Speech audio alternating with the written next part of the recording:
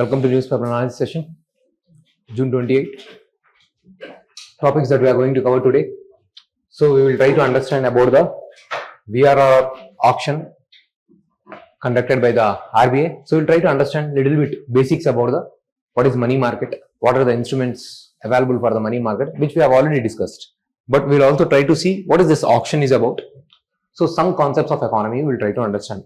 Because today's newspaper is more or less repeating the same thing, same arguments that are happening between the USA and Iran, what has happened so far, or whatever happening after the SCO. So same things are getting repeated. So we'll try to revise some of those things and we'll try to get one perspective out of that, and then we'll move towards the economy article. Okay. So if you see today, let's say when you are preparing for the UPSC prelims or mains, so whenever you see some articles, so there will be repetition. There will be not every time you might be getting a lot to study from the editorials. You have to utilize your time accordingly. So some articles which you have already studied, there is no point again doing the same things again and again. So that way you will fine tune your preparation. You will focus accordingly. So not every day you may take same amount of the time for doing the newspaper. Sometimes the articles will be more things might be happening. So when the issue of US and the Iran issue was going on, as well as the Israel's crisis was going on, Israel-Palestine, so many things were happening at the back doors. Okay, so there were so many articles coming up on the Operation Sindoor and also the Middle East crisis in the same way about the domestic economy, rare earth metals and all. So slowly again things will come down. When you see the things are coming down, when things are getting normal, you will also see the Sensex, it is rising, the rupee is stabilizing. So these things keep on happening. So whenever the articles comes, we'll study, we'll spend more time and we'll try to comprehend, we'll try to consolidate those things. And when not very important articles are coming, we'll try to understand the core concepts. Certain things we'll pick up from the economy or anything. So we'll try to understand the basic concepts related to that thing. Okay. So this is how we'll progress. I think first class. So you can watch the lecture, probably you will understand. So many things will keep repeating. Try to go through the previous PDFs. From those PDFs, whatever the content is there, which you don't understand, you can watch the relevant YouTube lecture.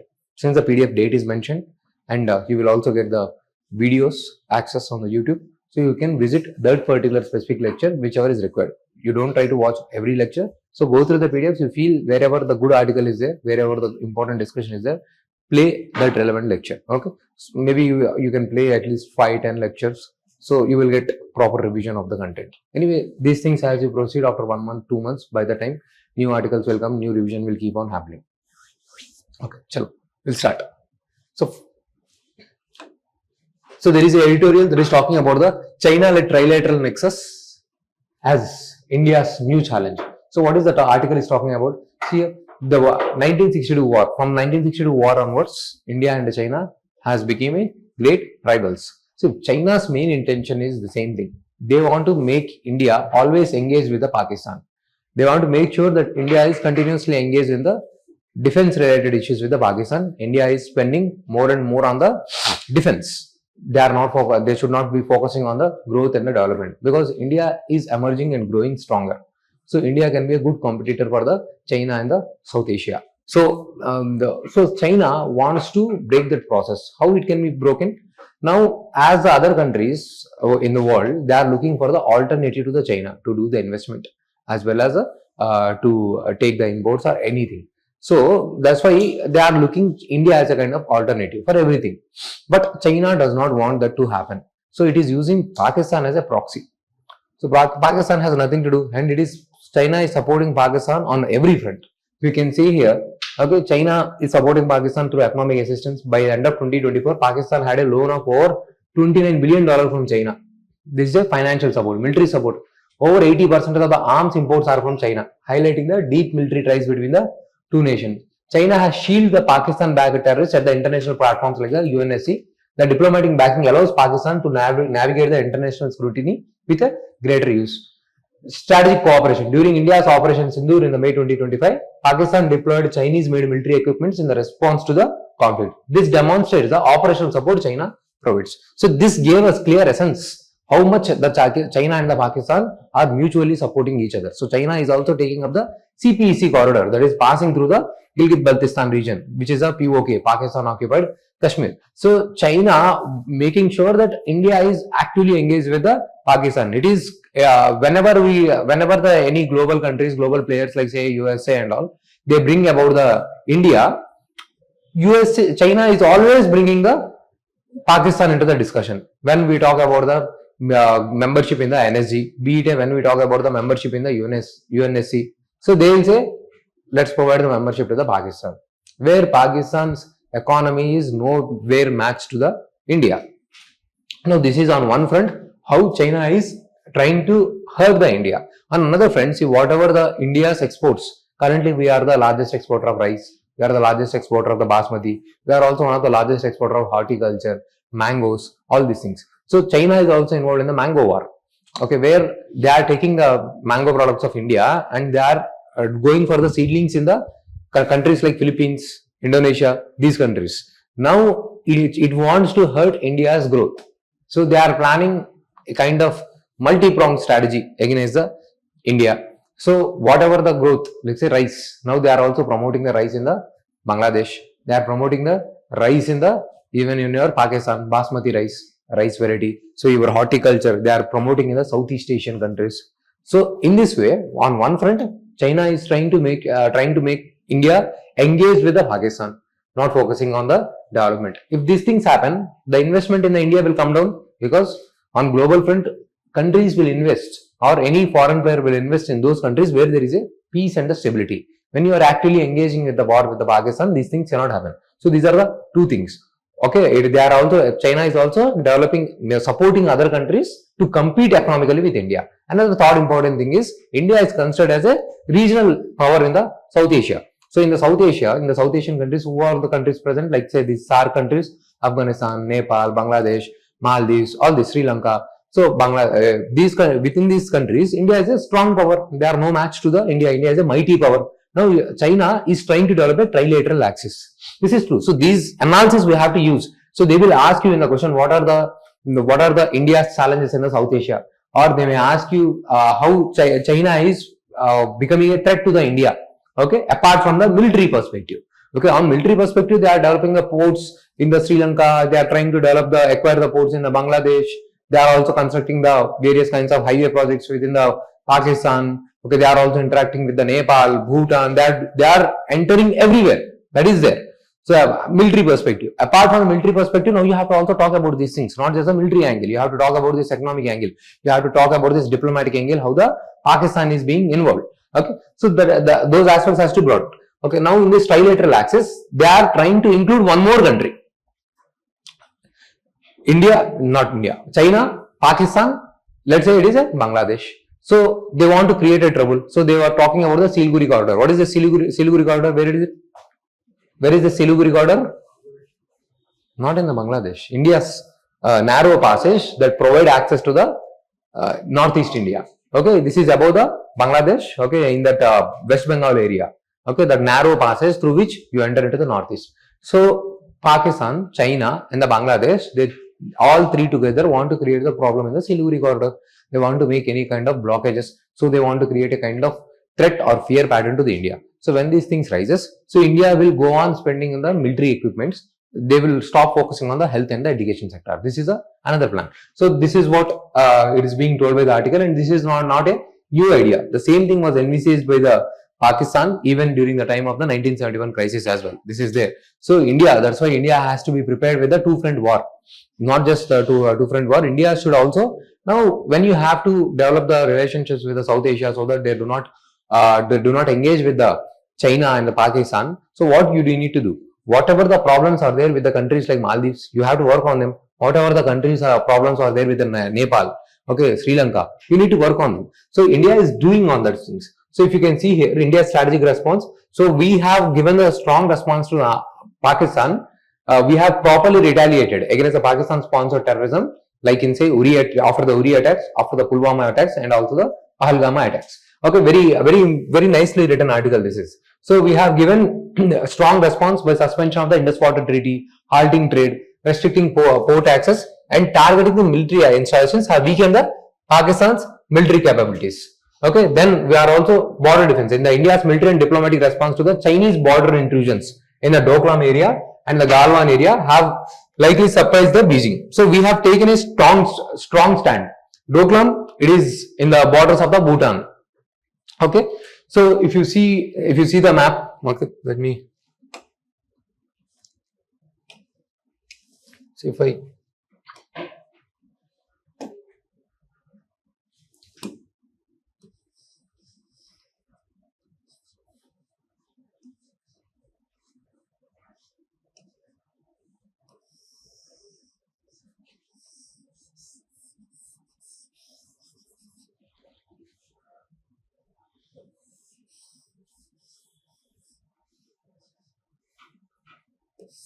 Okay.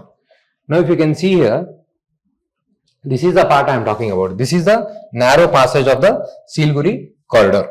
Okay. And here, this is the Siliguri corridor, and here in this part, you have this Doklam region. So, which is in the Bhutan province. So, China is trying to acquire this Doklam province. So, this has led to the military standoff between the India and China. So, they want to acquire this territory from the Bhutan. But Bhutan has respected the India's concerns. Okay, they have not made a kind of deal with them. So if China gets the access to this, so it is very easy for the China to enter into this region. So for the India, so this is the Bhutan, and here you have the Nepal. Okay, so India, this concern, this area, this Doklam is very important. In the same way, here also there is a border conflicts with the China in this part. Okay, in this part, you have the border conflicts with the China on the western section, in the middle section, and the eastern section. In this section, China claims more territory from the India. Okay, so here you have the Galwan Valley. Here, few years back, there was strong border differences between the India and China. Okay, so there were almost military face off between the India and China, but later on, both the forces have been withdrawn. So from then onwards, we have stopped entering in any kind of deals and discussions with the China. So now recently only, so our minister again visited the like a SCO meeting. Then we have also initiated again the visas. Kedarnath Yatra has been resumed. We have seen this thing. Say after 6 years, Kedarnath Yatra has been reduced. Kedarnath Manasarovar Yatra.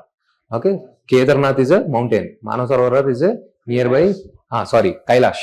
Okay, so Kailash is a mountain and Manasarovar is a nearby lake. Okay, so the Kailash Yatra has been resumed, and recently only flight connections between the India and China are also being resumed. So we have started the negotiations with the China. So we need to actively engage.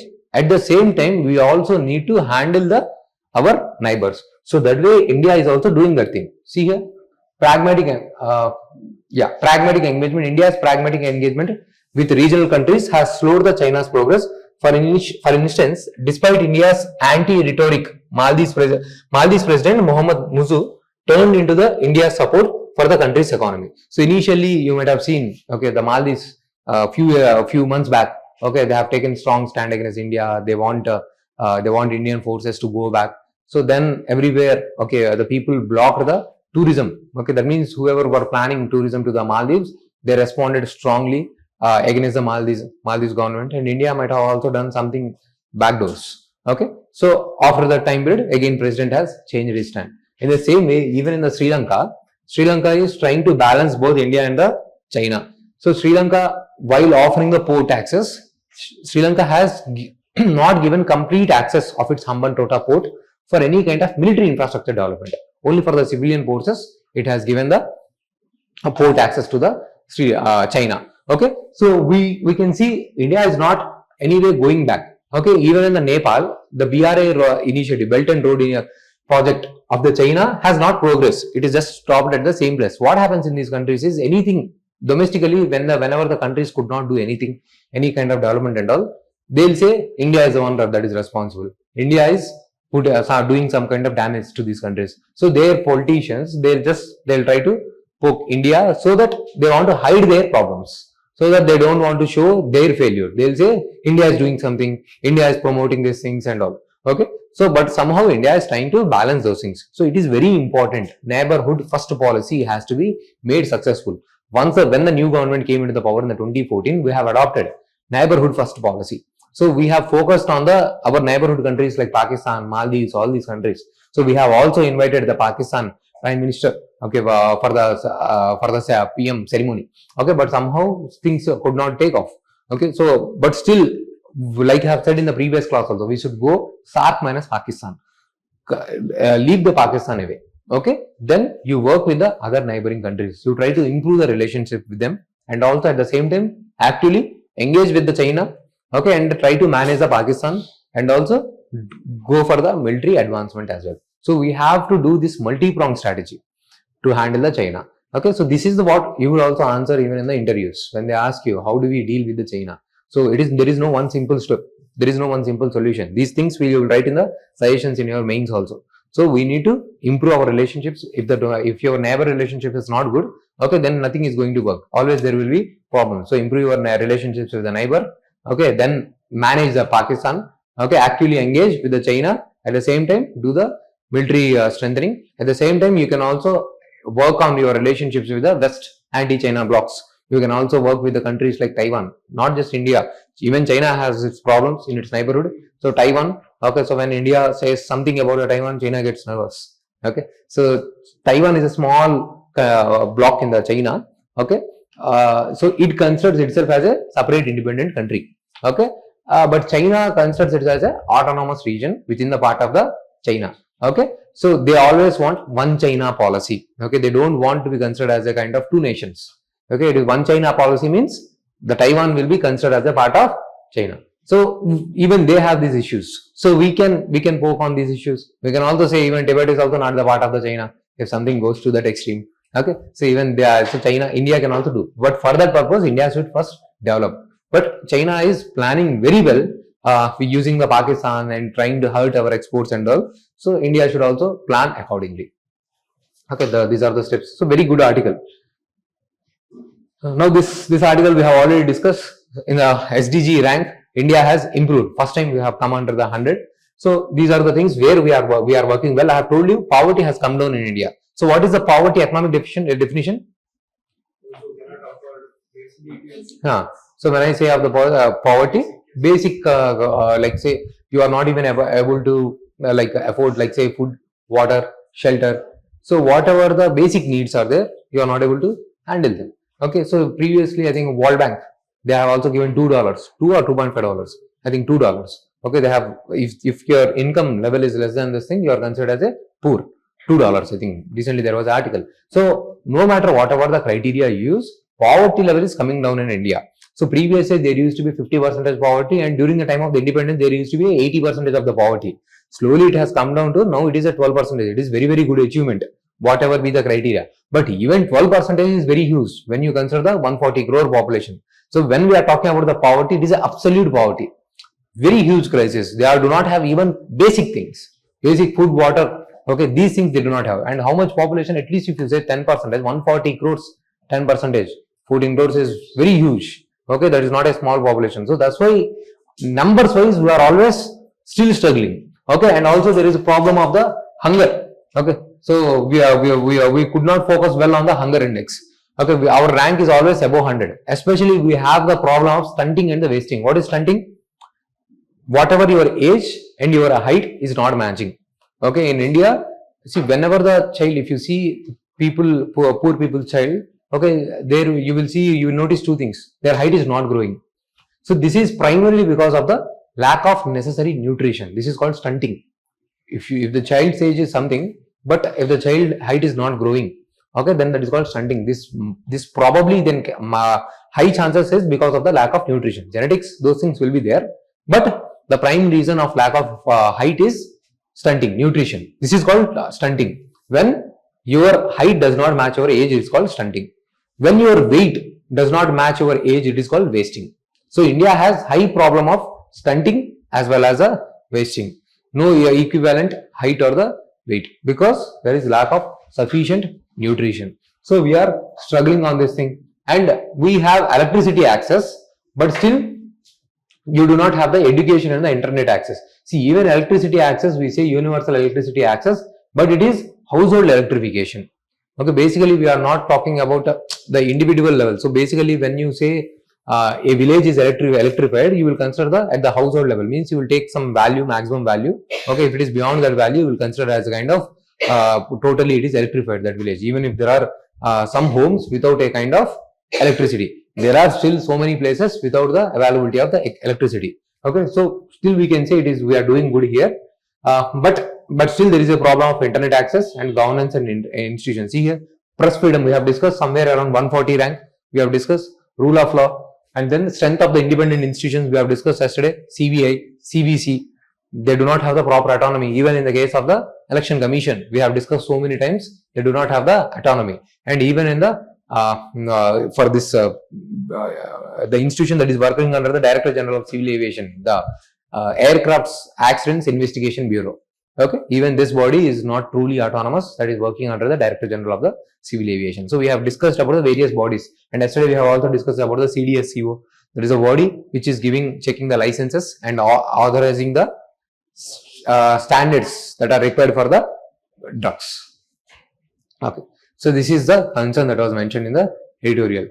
Now, like I mentioned, see AI. So AI is growing. AI demand will be continuously rising. If you can see here, see now this fact I use. A report by the Naukri Job Speak noted that every year 25% there is an increasing requirement for the AI and the machine learning jobs. So what is AI? Simply in one line.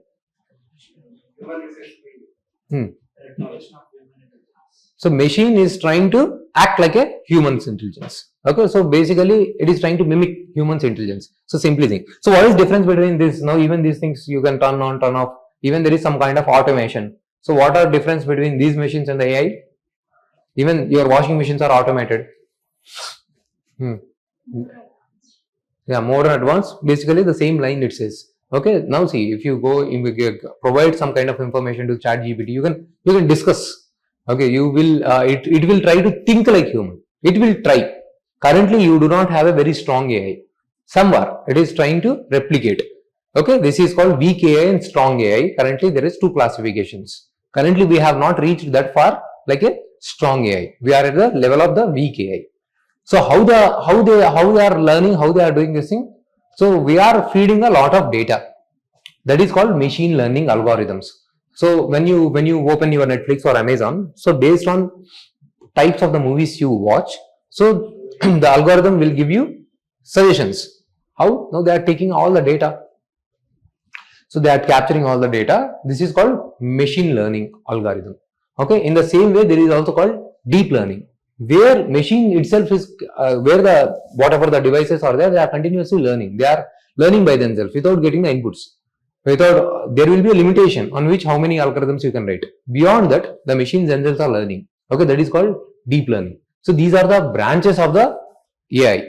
Okay, so we have not went to that extent, but yes, in the future that it may go. But see, now just like a nuclear technology, future is all about the AI. USA wants to restrict, like in the 1960s, they wanted to restrict the growth of nuclear technology. Now they want to restrict the growth of AI.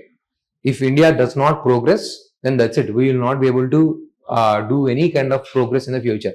Currently, we are the net service exporters. But in the future, if the AI progresses a lot, your advantage will be gone. Whatever the companies currently, the IT based growth that is happening, it will be halted. It will not move forward. So for that to happen, so we need to develop our own AI base. For the AI base, you need good amount of development of the semiconductors. And also, if you know, there is a CHIPS Act of the USA. This CHIPS Act restricts the export of the chips from the USA. There are only at the max 50,000 chips you can import from the USA. So in order to develop these language learning models like ChatGPT, those things in India, you need heavy amount of semiconductors and the chips. We do not have that kind of manufacturing capacity in India. So I have told you we are focusing on the semiconductor, but in order to develop those semiconductor development, it will take at least 10-15 years in India. It is not going to happen. Okay, when I started my preparation, then itself I was to hear the semiconductor and all. Still so far, not much progress has happened. Okay, because it needs huge amount of investment and it needs raw material from multiple sources. You cannot pick up and set up an industry overnight. It takes years. Okay, it is going to. So we could not utilize that thing in the 1990s in those time periods. So China and the Southeast Asian countries were able to set up. Like I have told you, the proper supply chain has developed in the Southeast Asia, where they procure raw material from different countries. They make the fabrication. The entire supply chain is well developed. Now, why do they come into the India and again struggle for the raw materials and all? Unless there is some major problem there, they won't come here.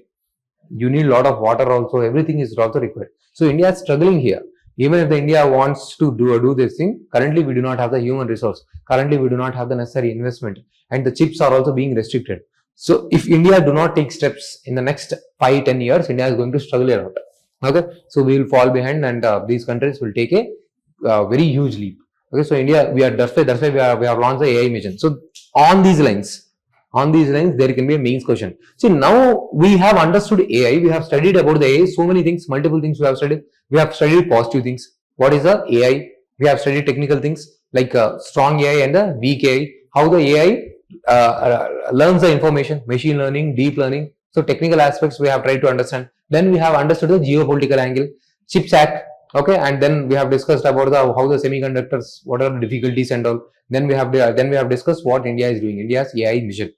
So we do not know what kind of question they will ask. Once we are ready with all the awareness, what is happening, what is the AI related content, then you will be in a better position to answer any question they ask. Now this is like raw material for me. I have the raw material. Writing mains answer is like cooking.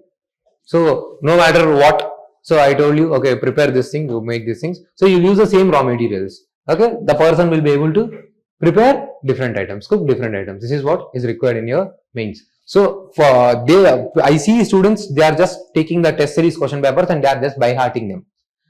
So this does not work. Okay, I'll see these things are happening every time, everywhere during the state exams or even during the UPSC mains. They'll pick up the questions from the different institutions. They think by just memorizing, by hearting those questions and answers, it will work. No, you need to get the complete whole picture.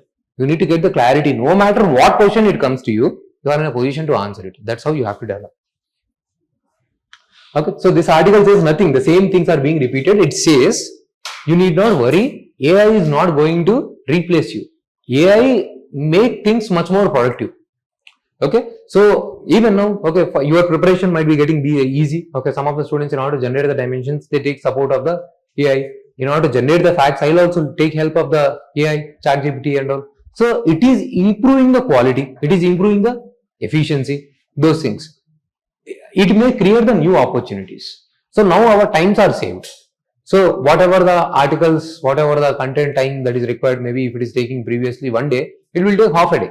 In the same way in the coding also, the people who used to like say when 3 people used to do the coding, now 1 people might do.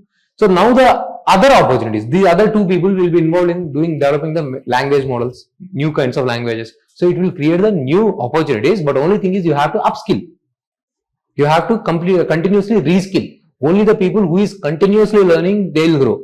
If there are people stagnated, they are not looking for any kind of change, they are not progressing, they do not have that kind of progressive mind, they'll get washed out. Okay, so always open for the learning. So this is what the same thing it says. Tell me 3 or 4 concerns at least with the AI. Tell me a few concerns. Okay, so we have discussed the significance. Okay, tell me apart from the job loss, what are the concerns we have? Digital, okay, privacy. Okay, so see, now we are providing a lot of data. You are also providing everything on the net, those things, ChatGPT and all, everything. Where it is getting stored? Not in the Indian servers. It is getting stored in somewhere in the US servers and all. So this is a kind of data colonialism. Your data, they can utilize in any other different manner, and the data is not being utilized by the India. Okay, you can also understand this thing. So 2 points here. One thing is privacy. So your data can be used by the companies to make the profit, and second thing, countries like India might give up to the developed world if they do not focus. So 2 points apart from the job loss. What else you can think of? Because of the AI, deep fake threat to the women. Okay, so you might have seen previously like Rashmika Mandana's. Even I thought for a while, is that Rashmika Mandana? Okay. So they'll show. Okay, they now they have shown some videos where okay, our PM and Gandhiji they were taking, they are doing some kind of experimentation that haldi, turmeric. Okay, so they can go to any extreme. Okay, so this deep fake and all. Okay, they can cause problems also. For entertainment to some extent it is fine, but misuse will be always there. Okay, so they can harm the woman's reputation, or it can also create the fake messages. It is very difficult to distinguish what is the true and what is the real. So I have seen a Instagram video where a person he was jumping from high cliffs to a small hole. Okay, there was a small hole. It was like exactly he's hitting at the right point. Later on, he has made another reel showcasing how it was an edited reel. It was not true. Okay, it was like it is very difficult to differentiate what is true and what is fake. As you progress, this is what is going to happen. Okay, and what else? There will be changes in the social relationships. At least now you have the cat lovers, dog lovers. In the future, robo lovers, okay, robo families, okay, robo socializations. Okay, these things can happen. And what else? And what about the ethics? Okay, so new kind of warfares that can warfare ethics using the AI. These things can happen. Okay, detection, tracking, new kind of generational warfares. This can happen without causing damage to any kind of armed personnel. So you don't have to mobilize so many troops. Just okay, using the AI, you can cause any kind of damage. These things can happen. What else? Even Stephen Hawking said, okay, the growth of AI can lead to the end of the human mankind. Okay, this can happen like a Terminator movie. Maybe you might be small kids then. Okay, that's a very good movie you need to watch. Okay, so there is very forward-looking movie. Okay, so maybe futuristic movie I can say. Okay, it came somewhere in the 90s, I guess. It's very good movie. Okay, so Stephen Hawking has mentioned same level of threat to the humankind. What else? What else you can say? Creativity. So if you over rely on this AI and all, so there are also articles mentioning that people stop thinking. Everything, okay, tomorrow which dress I need to wear, tomorrow what should I do? Everything, these things are happening. Okay, so they are too over relying on AI. So it can be a threat, and also it can be a threat to the child. With a lot of data available, so now I can know, if I am aware that I can see if these children in the 10 to 20 age group, this is how they'll think. It is very easy to group them into this thing. How can I target them? It becomes very easy targeting them. So child innocent minds, okay, 10, 15, 16, 17 girls or boys, their thinking is very limited. Okay, they'll get easily distracted and all. So now to exploit them, it will be very easy. Now you have the data. So if I do this thing, what can be the possible outcomes? If I do this thing, what can be the possible outcomes? How the child might react? So it is very easy for the exploitation of the child. So now these are all the challenges. On one front, we are having geopolitical things. We may lose up to the China and other countries like USA. On another front, we have the problems like deep fakes, fake messages, threat to the children, privacy. So all these things. So if the question on the AI and its threat is asked, you should not restrict only to the job loss. It is only one aspect. So you should be able to talk about the other aspects. You should also, so where various meetings has happened in the Paris meetings and all, no one has spoken about the inclusive growth of AI. No, they don't want the inclusive growth of AI. If you remember, we have discussed this thing. They don't want this inclusive AI. They don't want proper democratic AI. Our Prime Minister was saying democratic AI. They were not talking about this thing. So if you see the new kind of a kind of competition will happen in the next 10 years. Okay, we should progress there in a lot. So same things are being repeated in the article. So we need regulatory and ethical concerns that has to be addressed. The same thing, Iran's nuclear program. So we have discussed it multiple times. So like I mentioned, see, from three places I have taken. From the Indian Express, from the Indian Express there are 2 articles, and from the Hindu there was 1 article. What is the future of the Iran's nuclear program? They are saying the same thing, nothing 1 point new. They are saying Iran has enriched 60% of the uranium. We have discussed this thing.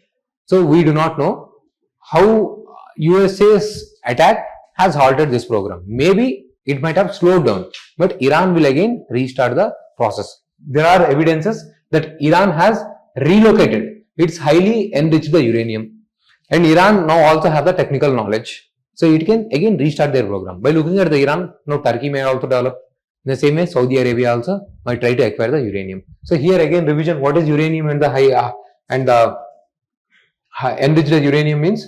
So basically whatever the uranium that is available in your earth surface is composed mostly of the uranium 238 about the 99.3 and small fraction of the uranium 235 0.7%. See, this is the one that is utilized to generate the energy. When you acquire the natural one, so this one is only 0.275%, 0.7%.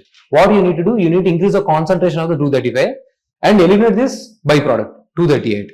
Okay, this is called enriching uranium. Now, when you take it to 3% to 5%, this is enough to generate the energy for power purposes. If you take it to the 60, 70, 80% purposes, then you can make a nuclear bomb with it. So, this is called the nuclear enrichment. So, they are again the same thing is going on. That's why see Iran's internal dynamics. So, we also need to focus on the crisis that is going on in the Iran. Iran is facing sanctions from the last 1 decade. So, Iran is facing high unemployment, high amount of inflation and all. So, Iran should focus on the improving the relationships. Now, there is a talks, there is a new deal that is going to happen next week between the Iran and the USA. So, USA also does not want to involve in the continuous warfare. So, this is what the article says. See, on the US front, USA does not want the continuous warfare to be happen between the Middle East. USA wants to utilize its money. In the same way, Iran also does not want any kind of threats from the USA. So, there has to be a proper deal that supports the Iran, at the same time stabilizes the Middle East. Okay, that is most important. That's what the article says. Now, another article in the Indian Express. This says India has not taken major stand when there was a resolution in the UN against this Hamas conflict against the Israel. So, Israel and Hamas. So, Hamas is the organization present in which area? Palestine's which part? Gaza. Okay. So, when the UN ceasefire, they were talking about the ceasefire between the Hamas and the Israel. Okay, there was a resolution, but India has walked out from the resolution. So, it says previously India has proper unequivocal stand, a clear stand. We support the Palestine.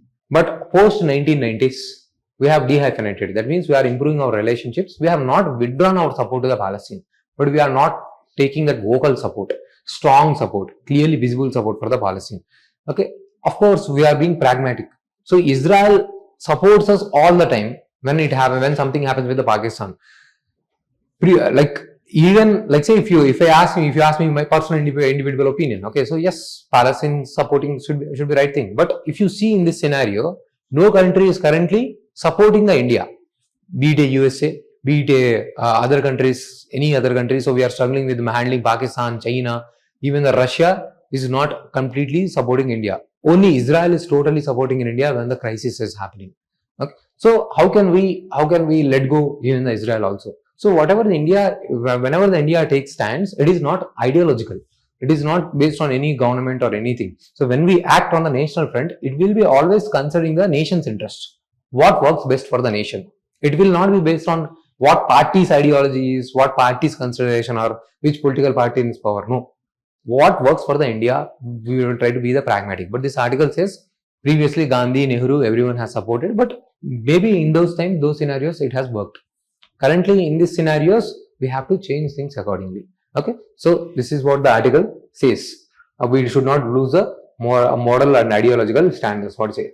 Now, see here, VRR action, variable rate reverse repo. You tell me, what is this repo and reverse repo rate? See. Once. Revision for your economy. See, you have market. Market means where buying and selling happens.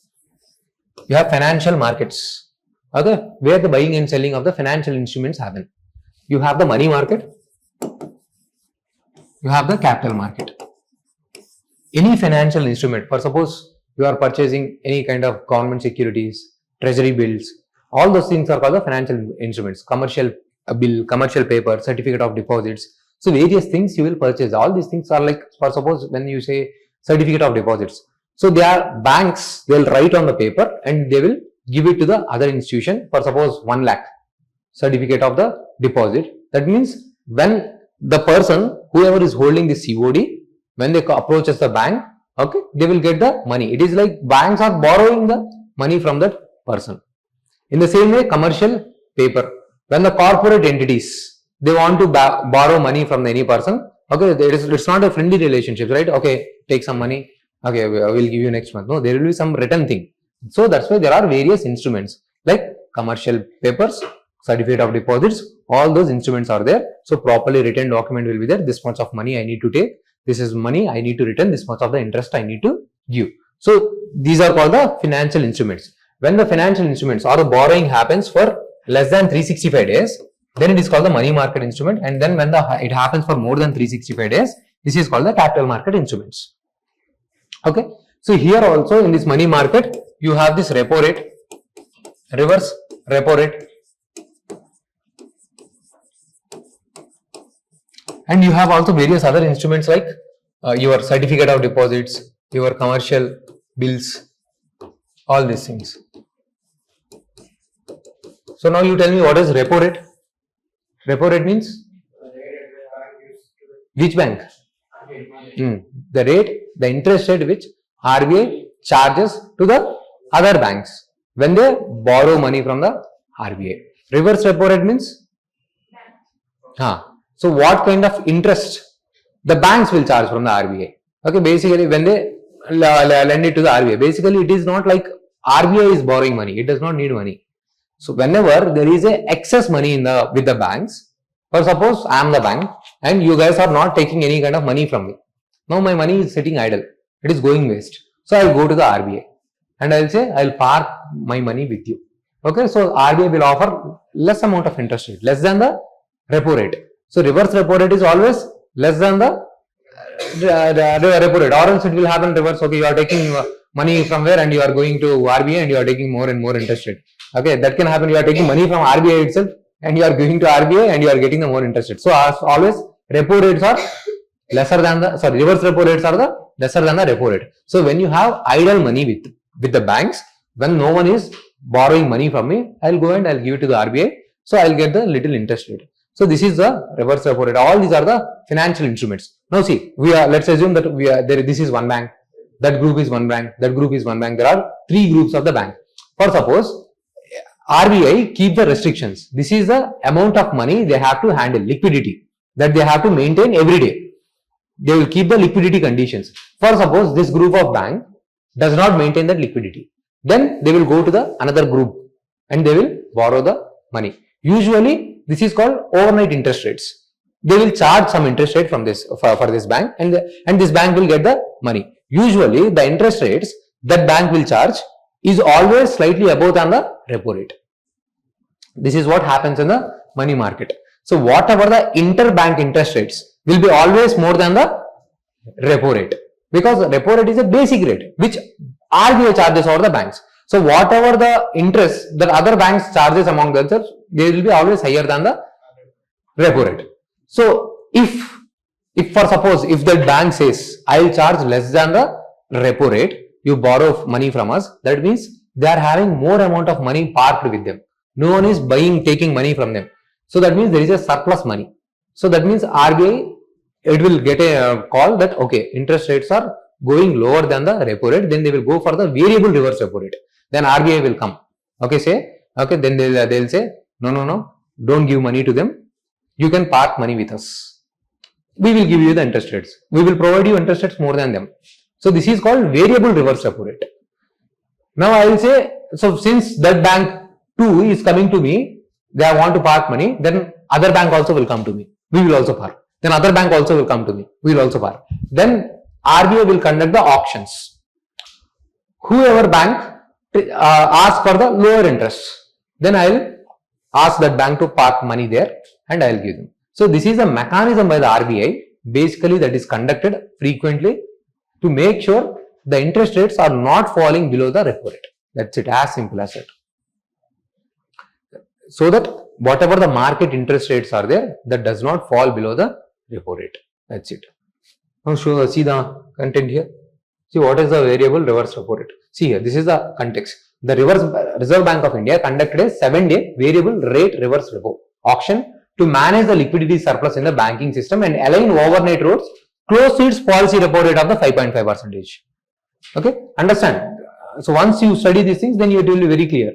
See here, the VRR is the tool used by RBI to absorb, this is the way they will ask in the prelims, to absorb the excess liquidity by allowing banks to park surplus funds with the central bank at the variable rates. Variable, why it is variable? So I may offer different rates to this person, different rates to this person. This is based on auction. Okay, this helps ensure that overnight money market rates do not fall significantly below the repo rate, which is the rate at which RBI lends short-term funds to the bank. See here, overnight rates following the VRR auction, the weighted average call rate increased from 5.3 increased to 5.38% from the 5.27%.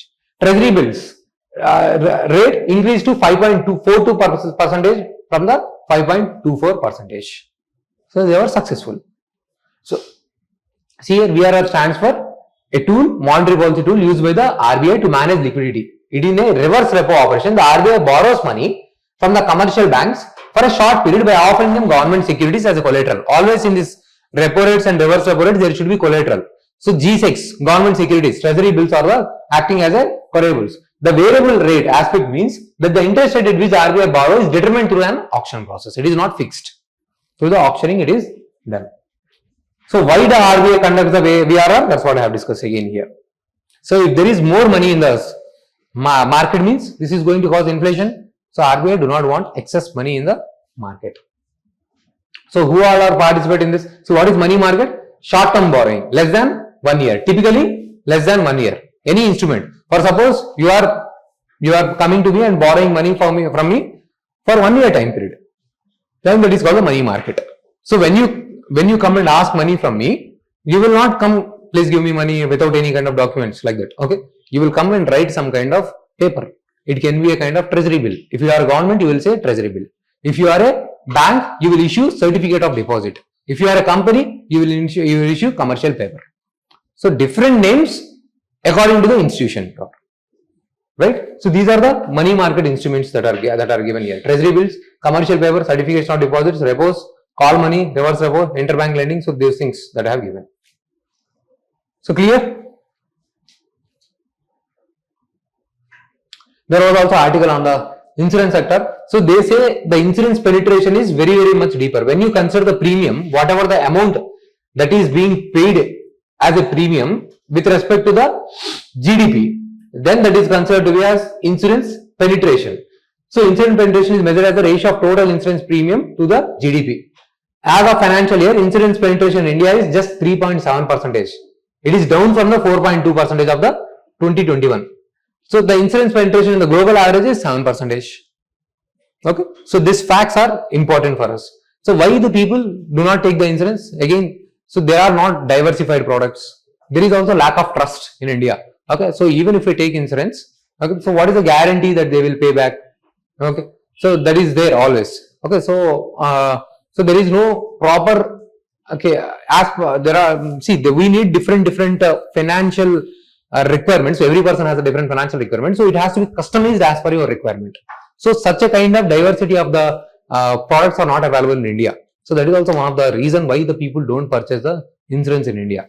So you also have some government insurance schemes. Okay, one thing is for the life and one thing is for the health. So these things are also in the news. They can be asked for the prelims. So this is a government-backed life insurance scheme for the people between the 18 to 15 years of age. So it is a 1 year renewable time life cover of 2 lakhs for the individuals. So so whatever the premium that is required, so you will just pay 430 rupees. The person will pay 430 rupees. So you will get the life cover of 2 lakhs. So life insurance means if some death happens, so then you will get the money.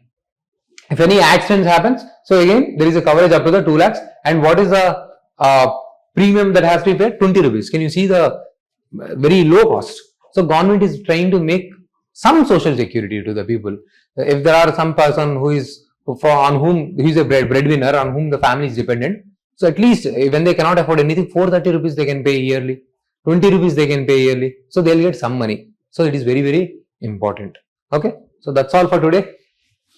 Thank you for the session.